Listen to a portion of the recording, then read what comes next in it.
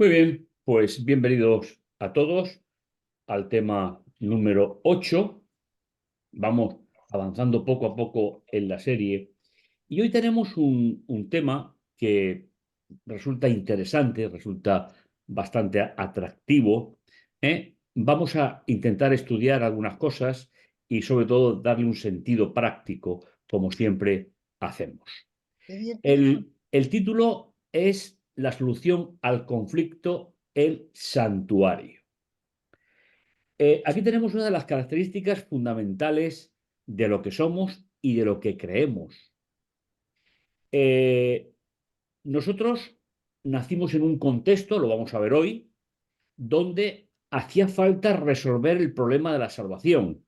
Es decir, a lo largo de los siglos, desde la Reforma, 1517, se fueron recuperando en la Biblia, encontrando, viendo diferentes matices que se habían perdido a lo largo de toda la Edad Media, pero se necesitaba aglutinar un poco esa información final sobre la salvación.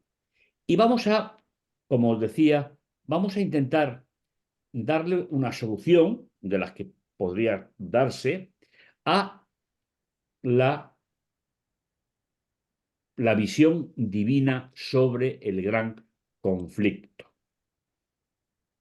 Un texto para recordar, como introducción, estamos en el punto capital de la exposición, y es que tenemos esa clase de sumo sacerdote, uno que en el cielo se sentó a la derecha del trono de su majestad, como ministro del santuario y del verdadero tabernáculo levantado por el Señor y no por el hombre. ¿Vale? Hombre, Aquí tenemos una idea muy bonita. Más o menos estaríamos en el centro del libro y más o menos, pues, podemos ver que hay un resumen. Ese es el resumen que tenéis en pantalla. El punto capital, el punto importante de la exposición es que tenemos esa clase de sumo sacerdote, uno que en el cielo se sentó a la derecha del Padre. Vamos a contextualizar esta idea. El contexto, por dar una definición, es todo aquello que rodea un hecho. Todo. El espacio, el tiempo en el cual ese hecho, eventos o situaciones suceden. Y creo que esto es importante porque si tenemos que contextualizar algo, sobre todo el tema de hoy que nos ocupa, tenemos que tener en cuenta en sí la realidad, el espacio, el tiempo y la situación en la cual suceden los acontecimientos. Porque identificarlo así significa poder seguir el rastro, tal y como se presenta en los textos. La reforma protestante que había comenzado en la época de Lutero no había finalizado en 1844. La gran aportación del millerismo fue la actualización de la segunda venida de Jesús. Eso fue el gran aporte. Aunque envuelto en una imprecisión profética, volvió a reintroducir desde siglos la vigencia de la venida de Jesús. Ese fue su gran aporte. Y creo que es bueno que podamos recordar esto. Las reformas se fueron sucediendo en el tiempo y la reforma es algo que Dios interviene a través del Espíritu para ir no haciendo una nueva teología o un nuevo concepto, sino para ir sumando factores importantes de la visión general sobre la religión que tanto necesitamos inclusive nosotros.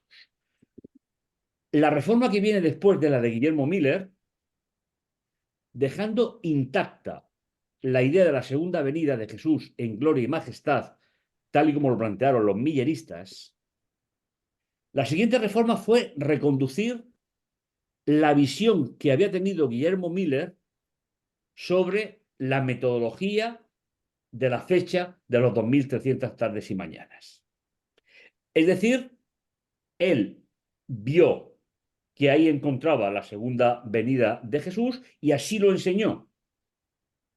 Pero viendo que no se correspondía con el planteamiento bíblico, él termina su reforma y la reforma después, que es la que nosotros llamamos la nuestra, con todo respeto y cariño, consistió precisamente en reconducir su interpretación metodológica de la fecha de los 2300 tarde y mañana. Partiendo de la investigación de Guillermo Miller, se añadieron los siguientes puntos, todos ellos. Es decir, la reforma nuestra tiene que ver todos ellos de una u otra forma con el gran conflicto, de forma particular. Fijaos, en primer lugar, una de las cosas que se aportaron y se sumaba a todo lo anterior era que en el cielo hay un santuario donde Cristo, nuestro sumo sacerdote, ministra en dos fases distintas de su obra, es decir, una en el lugar santo y otra en el lugar santísimo. Eso es una gran aportación que hacemos nosotros porque el resto no lo hace. En segundo lugar, que debe de haber un juicio previo, así le llamamos, a la segunda venida. Ahora veremos que concretamente es el día de las expiaciones celestial, en el cual se decide el destino por omisión de unos y por ratificación de otros de todos los seres humanos. En tercer lugar, el sello de Dios y la marca de la bestia, mencionados en Apocalipsis, son símbolos opositores del mal y del bien en el gran conflicto. Todo esto veis que es añadir a todo lo anterior desde los valdenses la composición del plan de salvación. Y en último lugar, los tres ángeles de Apocalipsis 14, que representan la proclamación del mensaje final de Dios al mundo en preparación para la venida de nuestro Señor o la resolución del conflicto. Esta reforma que estamos hablando es la que viene después de la millerista y que, aparte de lo que él dijo de la segunda venida, se añaden estos 4 puntos que tienen que ver todos con el plan de salvación y la solución o identificación de ese plan de salvación. ¿Cuál es la propuesta que nos hace el libro de Hebreos con respecto al gran conflicto? Fijaos, las bases de la nueva alianza basada sobre 4 pilares fundamentales. Esto no es nuevo para vosotros, pero si me permitís lo introducimos en este contexto. En primer lugar, un nuevo sacerdocio. De igual manera, Jesús ha sido constituido garante de una mejor alianza. Y fijaos cómo la palabra alianza aquí tiene que ver, por la lectura del versículo 23, con el sacerdocio concretamente. Y los otros sacerdotes llegaron a ser muchos, debido a que por la muerte no podían continuar. Pero este, a causa de permanecer para siempre, tiene su sacerdocio intransferible, por lo cual puede salvar permanentemente a los que por medio de él se acercan a Dios, viviendo siempre para interceder por ellos. Por eso, tal sumo sacerdote nos convenía santo, inocente, incontaminado, separado de los pecados, exaltado por encima de los cielos. Esa es la primera de las bases de la nueva alianza, que corresponde a la última reforma hasta el momento. En segundo lugar, del capítulo 8 de Hebreos sacamos el tema de la alianza. Es decir, por lo cual esta es la alianza que haré con la casa de Israel después de aquellos días, dice el Señor. Pondré mis leyes en su mente, las escribiré en su corazón, les seré por Dios y ellos serán por pueblo. Es decir, estamos hablando de que solamente Dios puede poner en el corazón del creyente el funcionamiento de esa alianza. ¿Cómo funciona? ¿Bajo qué instrucciones funciona esa alianza? Eso es lo que significa pondré mis leyes en su mente y las escribiré en su corazón. No se refiere a ninguna ley que muestra el pecado, sino se sigue refiriendo a esas leyes, instrucciones, Torah, de cómo se soluciona el pecado, a través de un sacerdocio nuevo, a través de una nueva alianza, a través de un santuario superior, también lo conocéis, Pero habiendo venido el Mesías, somos sacerdotes de los bienes llegados por medio de un mayor y perfecto santuario no hecho por mano de hombre, a saber, no es de esta creación. Y nos dice que no por la sangre de machos cabríos ni de becerros, sino por su propia sangre, entró una vez por todas en el santuario, habiendo asegurado la eterna redención. Fijaos las bases sólidas que nosotros aportamos.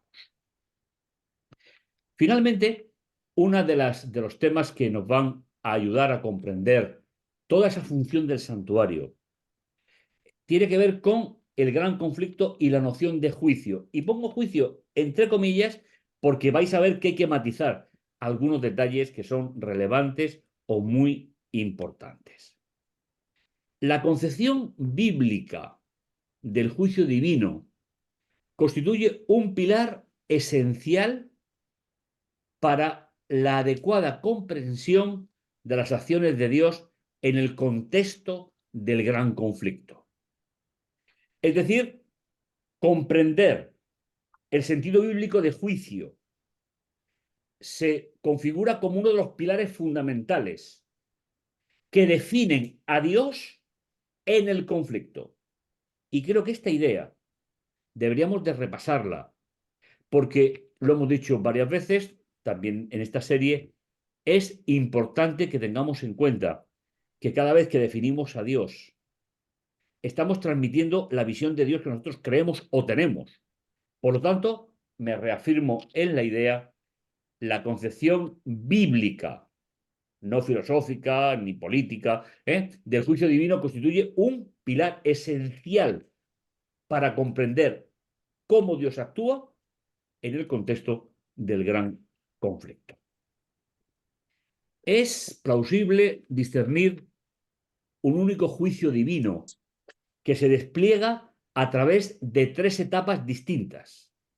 Es decir, la palabra juicio, que también significa en la Biblia crisis o sentencia, el término significa las tres cosas, se va a desarrollar en la Biblia de manera especial en tres etapas, cada una marcada por características propias y propósitos específicos del plan de salvación. Estas etapas son, primero, la primera etapa de lo que se llama juicio es el día de las expiaciones celestial. Es un juicio en sentido semita, sentido hebreo.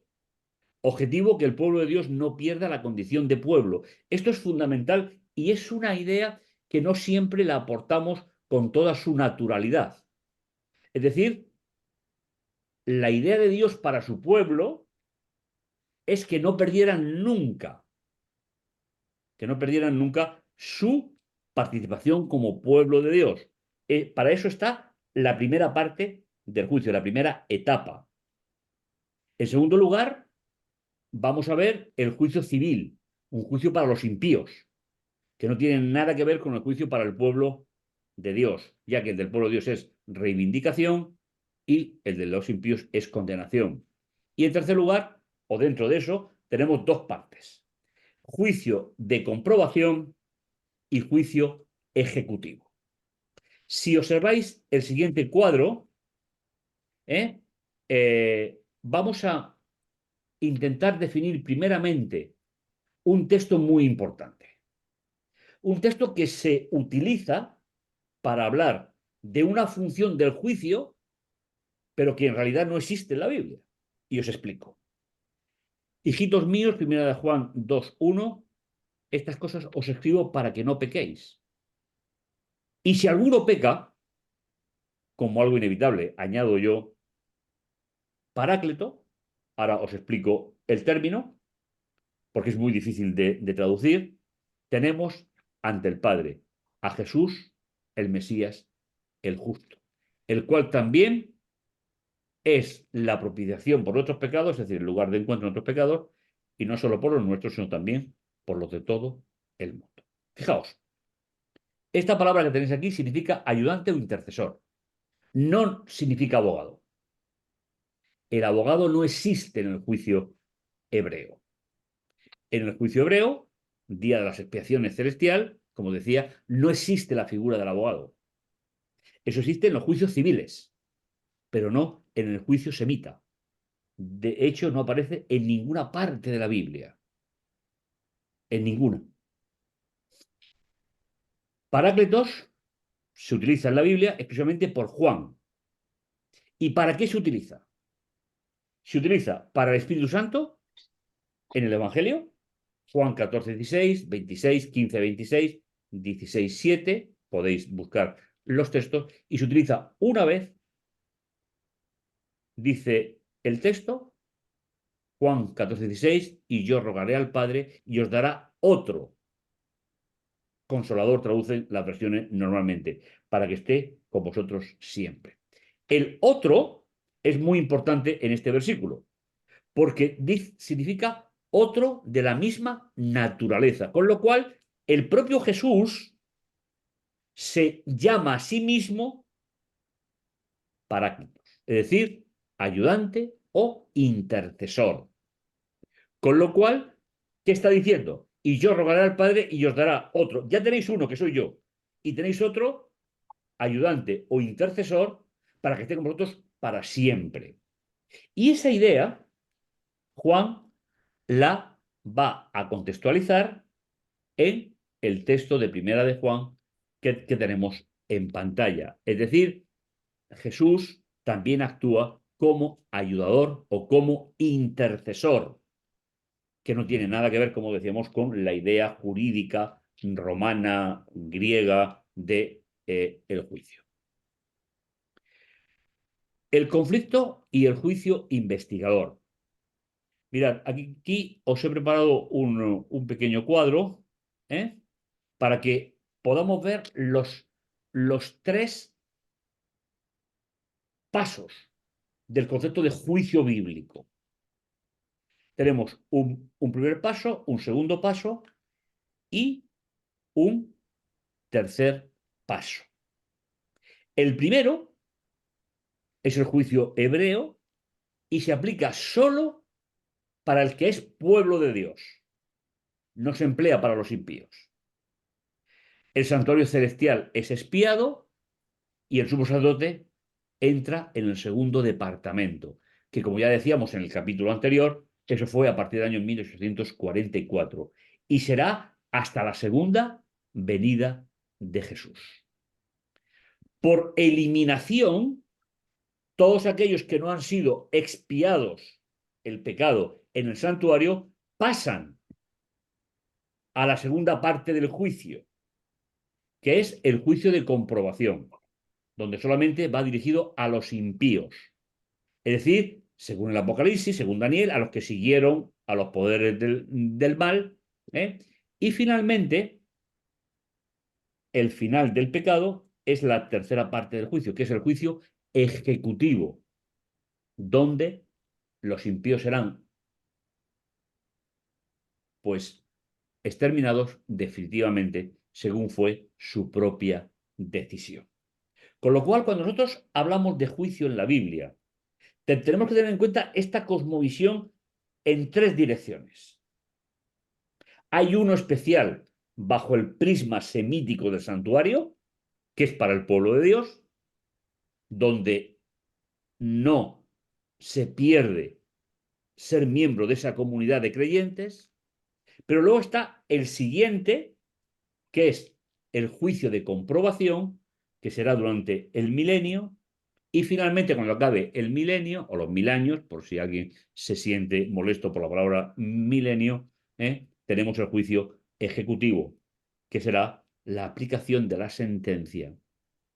Por lo tanto, tendremos que ver siempre por el contexto, y esto no siempre lo desarrollamos en toda su dimensión, a qué parte estamos hablando o en qué situación estamos hablando. Si es en el día de las expiaciones celestial, 1844, segunda venida, o es durante los 1000 años que durará el milenio, o es el momento de la destrucción definitiva del mal. Todo eso es el juicio bíblico y debemos de ser conscientes de ello.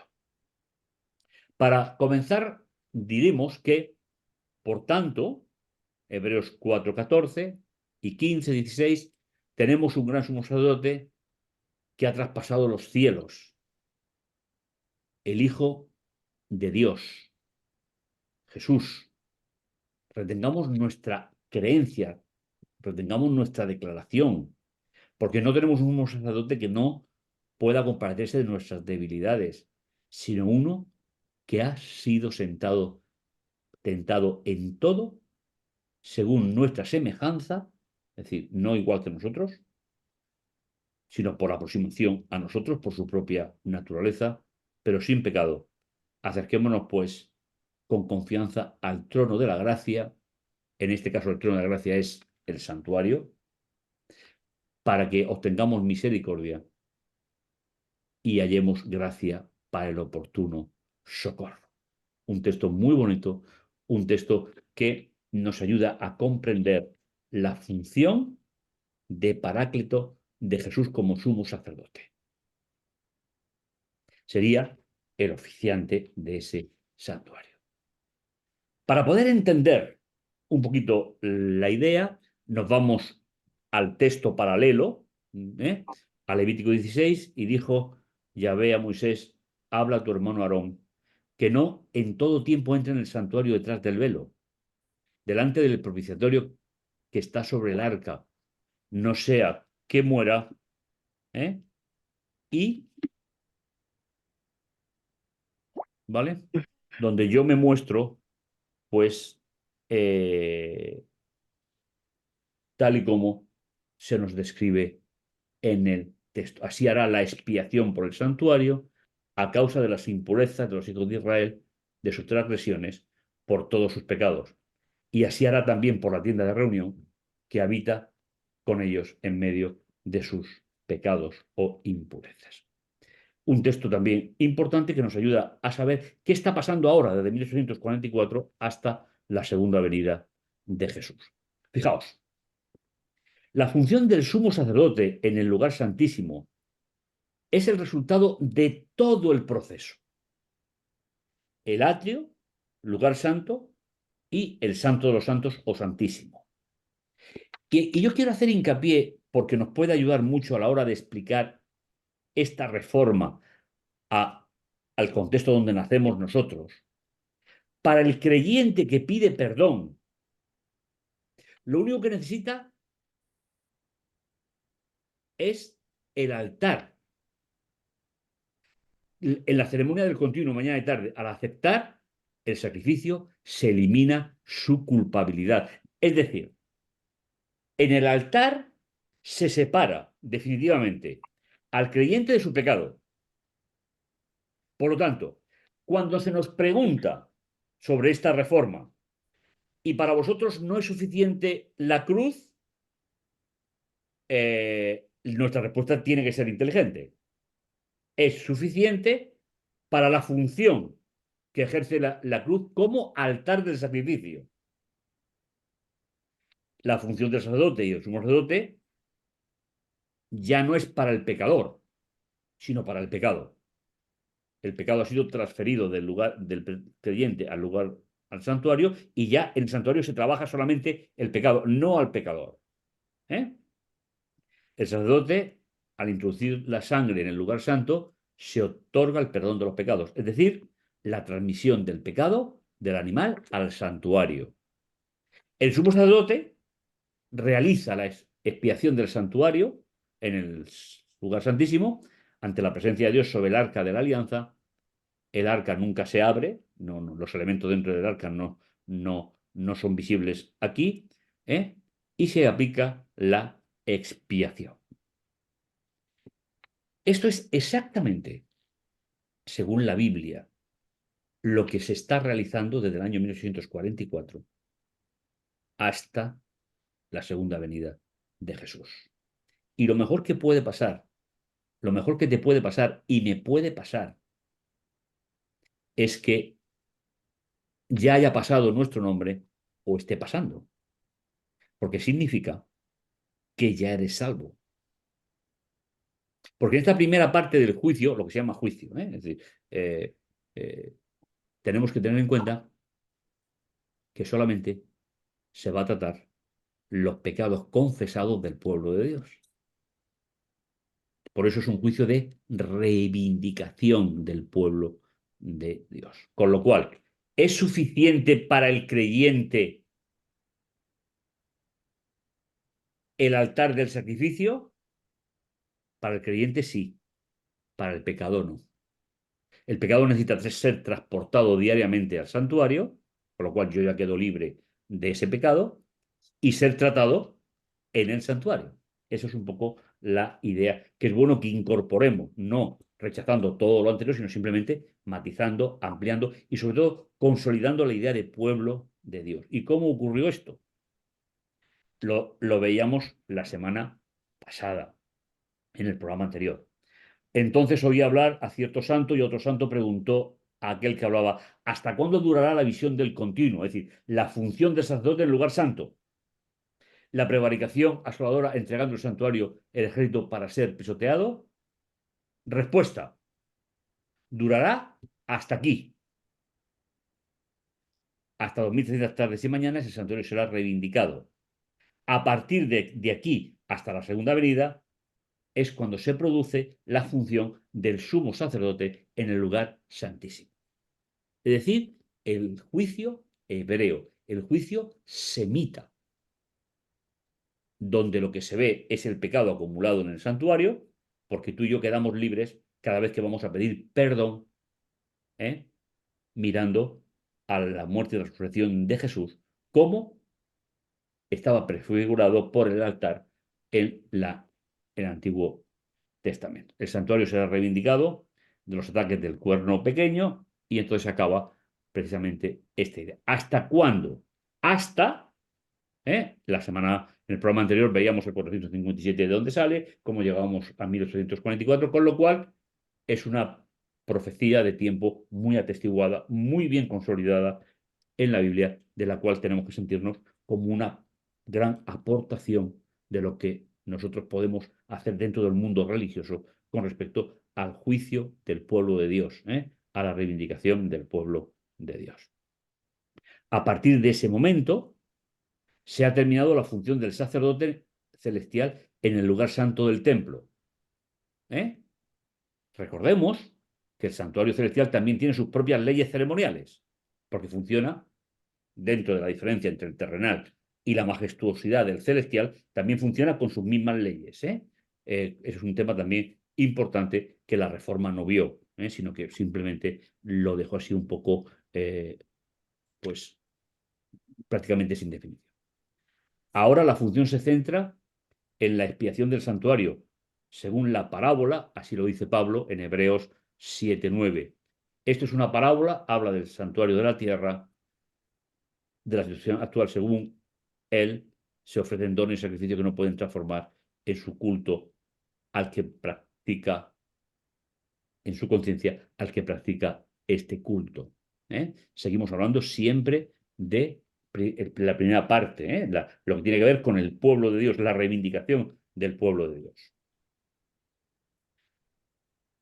Daniel menciona esta misma idea. Dice: en aquel tiempo se levantará Miguel, el gran príncipe que está de parte de los hijos de tu pueblo, y será tiempo de angustia. Luego el Apocalipsis se refiere a las 7 copas, pero bueno, cual nunca fue desde que hubo gente hasta entonces, pero en aquel tiempo será liberado tu pueblo. Todos los que se hallen escritos en el libro, en singular. Ahora veréis lo importante del singular y el plural, para que nos demos cuenta que el singular es el libro de la vida, que es la acción en el santuario, y en plural vamos a ver que tiene otra dimensión. ¿Y qué falta entonces para la conclusión del conflicto, para que el conflicto llegue a su fin? El conflicto y el macho cabrío en el desierto. El santuario terrenal nos sigue mostrando el itinerario. Acabada la expiación, es decir, estamos en el día de la expiación, de las expiaciones. En el santuario de la tierra era un día al año, en el del cielo 1844, segunda venida.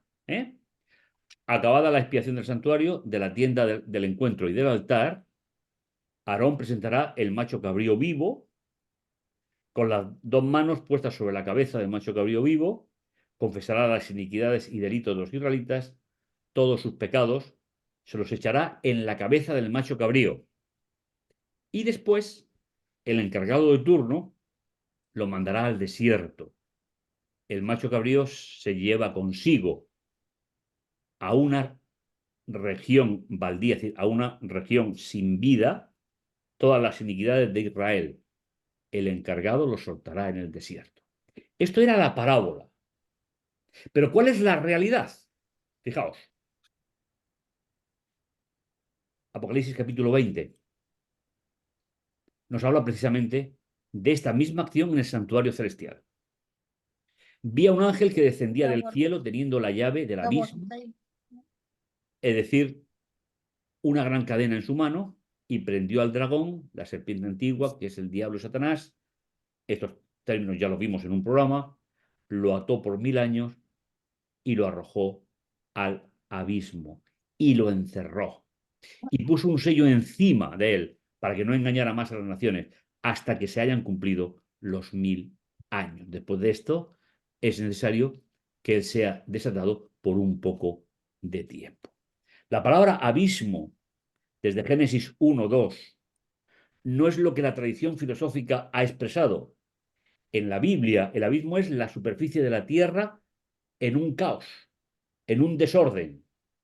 Es decir, si os acordáis, en este versículo de Génesis 1:2, y la tierra estaba desordenada, es decir, en un caos sin forma, sería un poco la traducción, y la tiniebla cubría el abismo de la tierra, es decir, la superficie de la tierra. No hay nada debajo del suelo que pisamos donde haya vida. Eso es tradición pagana, tradición pagana y luego tradición medieval. Estamos en el periodo, con respecto al santuario celestial, en el periodo de el macho cabrío en el desierto. En este caso es el dragón. Daniel nos dijo, estuve mirando hasta que fueron puestos tronos y se sentó un anciano de días, cuyo vestido era blanco como la nieve y cuyos cabellos eran como la lana purísima. Su trono era de llamas de fuego y este tenía ruedas de fuego abrasador. Un río de fuego corría delante de él, millares de millares lo servían y millones de millones estaban de pie ante su presencia. El juez se sentó y los libros fueron abiertos. Fijaos que hay una diferencia. En primer lugar, ¿cuál es el contexto en el libro de Daniel? El contexto es la obra del cuerno pequeño contra el pueblo de Dios. Capítulo 7, todo ese problema político, religioso del capítulo 7 de Daniel. Y aquí, en este juicio, que ya es un juicio tipo romano, tipo griego, con acusador, con defensor, los libros son abiertos frente al libro en singular, que es el libro de la verdad, como dirá Daniel 11, o el libro de la vida, como se explicará a continuación. Dice, yo seguía mirando, atraído por las insolencias que profería el cuerno, hasta que mataron a la fiera y lo descuartizaron y lo echaron al fuego. El contexto de destrucción después del juicio del que se realiza el atentado contra Dios. Es decir, veis que hay una diferencia de metodología. Estamos en el momento del juicio de comprobación. Estamos en la segunda parte. Apocalipsis 14 nos habla de ese juicio. Porque finalmente estamos en el mismo contexto. Capítulo 12, el dragón. Capítulo 13, la bestia que sale del mar, la bestia que sale de la tierra. Más o menos hemos ido viendo un poquito esto. Vi otro ángel volando en medio del cielo que tenía el evangelio eterno para proclamarlo a los asentados en la tierra, es decir, toda nación, tribu, lengua y pueblo. Es decir, si me permitís, todo lo contrario a la Babilonia, que es división de pueblos, lenguas, culturas, que decía a gran voz, admirar a Dios y darle gloria, porque la hora de su juicio ha llegado, y adorad al que hizo, el cielo, la tierra, el mar y las fuentes de las aguas. Este juicio, que es el juicio de comprobación, debemos de observar que este juicio está destinado a los que no admiran, no honran y no adoran a Dios. Y por lo tanto habrá un veredicto de culpabilidad y responsabilidad. ¿Eh? Mientras que el juicio hebreo no busca la responsabilidad porque ha habido perdón de los pecados, busca la reivindicación. El juicio por los impíos, en este caso el de comprobación, sí que exige responsabilidad porque no hay perdón de los pecados. Y vi un trono magnífico y brillante al que estaba sentado en él, huyeron de su presencia la tierra, el cielo. Vi también a los muertos grandes y pequeños de pie ante el trono de Dios, y vi a los muertos y grandes y pequeños en pie delante del trono, y unos rollos, unos libros fueron abiertos, plural, y fueron juzgados los muertos por las cosas que habían sido escritas en los libros, según sus obras. Y aquí tenemos una novedad que no aparecerá nunca en el juicio hebreo, nunca. El impío es juzgado por sus obras, el creyente por la mediación de Cristo en el santuario. No hay término intermedio. El juicio es el mismo en tres partes, ¿vale? Entonces, la clave es, en el juicio hebreo tenemos el libro del Cordero, así se le llamará también en el Apocalipsis, el libro de la vida, el libro de la vida del Cordero, son formas de llamar a ese libro, pero a los libros en plural, rollos, libros, pergaminos, que finalmente es el término original, es donde están escritos las obras de los impíos que no han pedido el perdón, que no han reconocido la supremacía de Cristo y su obra en el santuario y se enfrentan ellos solos a su propio problema. ¿Cuál es la clave? Que el libro de Daniel hace una diferencia entre la palabra libro relacionada con Miguel y libros relacionada con el tribunal que juzga al cuerno pequeño. Pues esa misma idea es la que tenemos en el libro del Apocalipsis. Vi también a los muertos grandes y pequeños de pie ante el trono de Dios, y vi a los muertos grandes y pequeños en pie delante del trono, y unos rollos fueron abiertos. También fue abierto otro rollo, el cual es el de la vida. ¿Veis que hay? Y fueron juzgados los muertos por las cosas que habían sido escritas en los rollos. Está muy bien configurado el texto está muy bien escrito. ¿Quiénes son juzgados? Los que tienen su vida en los rollos. Y son juzgados por sus obras. Eso es lógico en el pensamiento hebreo.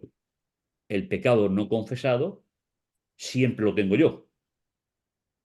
Por eso es muy importante que a la hora de hablar de juicio seamos conscientes que a uno se entra por la confesión y pedir perdón por los pecados para ser tratado el pecado en el santuario, mientras que el otro, al no tener intercesor, a no tener mediador, a no tener al Paráclitos que le ayude, se enfrenta directamente a su propia vida. Y ese es el juicio de comprobación que se verá durante los 1000 años que Satanás estará solo en el desierto. Es paralelo una cosa con la otra. Y la muerte y el Hades fueron arrojados al lago de fuego. Ahora estamos en el juicio ejecutivo. ¿Eh? Al lago de fuego, esta es la segunda muerte, el lago de fuego, y el que no fue hallado inscrito en el libro de la vida fue lanzado al lago de fuego. Y simplemente un pequeño detalle, la palabra Hades, en el mundo semita, en el mundo del Antiguo Testamento, hace referencia al poder de la muerte. Es decir, la muerte y el poder de la muerte para no resucitar más, son arrojados al lago de fuego. Ya no habrá más esa idea en el universo. Jesús, el ungido, ha vencido tanto a la muerte como al destino natural del ser humano, al poder de la muerte. Es decir, no es para siempre, sino es un sueño hasta la resurrección. Y el que no está escrito en el libro de la vida, su destino, ¿cuál es? Arrojados al lago de fuego, que es justamente lo mismo que nos decía Daniel capítulo 7, que es ejecutado a través de el fuego. Justamente la comparación nos hace ver todo el espectro que tenemos delante de nosotros. Y finalmente, y de forma definitiva, y el diablo que los engañaba fue arrojado después de quedar suelto ya, después de terminar el juicio de comprobación, al lago de fuego y azufre, que también es donde están también sus agentes, la bestia, el falso profeta, y serán atormentados día y noche por los siglos de los siglos. Y esta parte necesita una explicación contextual. La expresión los siglos de los siglos se utiliza en el libro de Apocalipsis con dos significados.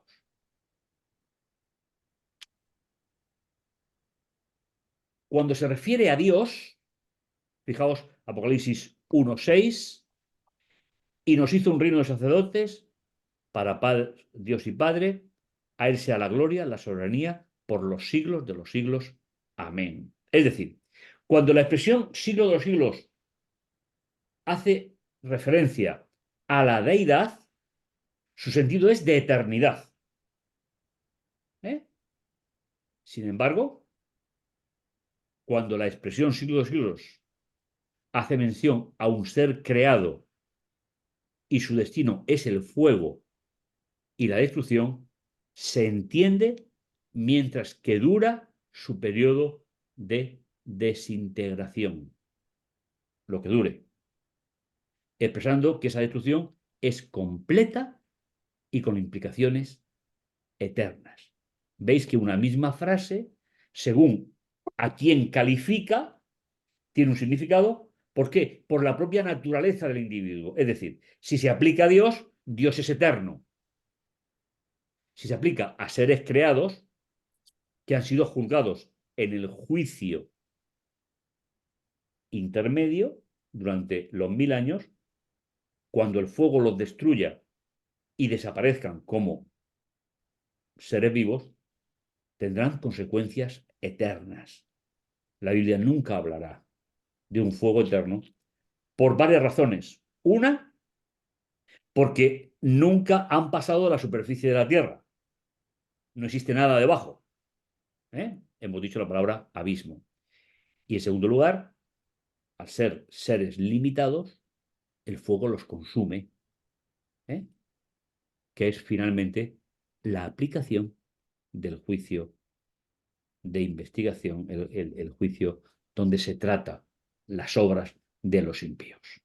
Creo que es un detalle importante que nos tendría que ayudar a que podamos entender toda la dimensión del juicio en la Biblia. Es importante que lo pensemos, que lo meditemos. Por supuesto, esas tendencias tan extendidas por algunas partes de una salvación universal y tal, intentando calificar a Dios de una manera determinada, no tiene cabida en el concepto de juicio bíblico. Finalmente, la responsabilidad personal y haber aceptado el plan de salvación de forma personal te lleva o a una parte del juicio o te lleva a la segunda y a la tercera. ¿Qué depende? Depende solamente de nuestra capacidad de ser conscientes de nuestro pecado, de ser conscientes de que tenemos que pedir perdón y que necesitamos algo importante, que es el perdón de los pecados. Que el Señor os bendiga a entender un poquito el tema de hoy y que nos dé la capacidad de poder reflexionar sobre estos temas tan importantes.